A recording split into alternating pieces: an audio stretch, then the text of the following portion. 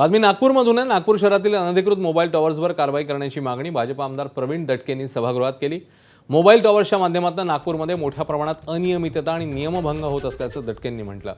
नागपूर महापालिका आणि एनआयटीच्या क्षेत्रात हजारो टॉवर्स आवश्यक त्या परवानग्या न घेता उभारण्यात आले अशी माहिती दटकेंनी दिली। यानंतर मोबाईल टॉवर्सबद्दल येत्या 90 दिवसात धोरण तयार करणार असल्याचं आणि जाहीर करणार असल्याचं मंत्री उदय सामंत यांनी आश्वासन दिलं। तर 2014 मध्ये नागपूर शहरात फक्त 175 मोबाईल टॉवर्स होते, ती संख्या आता 1000हून अधिक झाली आहे। यापैकी फक्त 10% टॉवर्स अधिकृत आहेत, उर्वरित 90% टॉवर्स विना परवाना उभे करण्यात आल्याचं समोर येत आहे।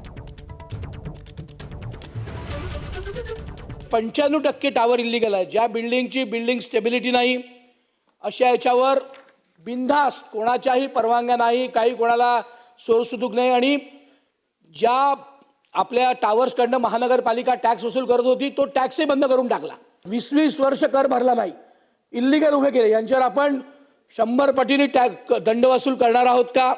आपण ज्या अधिकाऱ्यांनी या सगळ्या टावरकडे दुर्लक्ष केलं जेव्हा हे लागले, अशा अधिकाऱ्यांवर त्या महानगरपालिकेच्या प्रमुखांवर आपण कारवाई करणार आहोत का?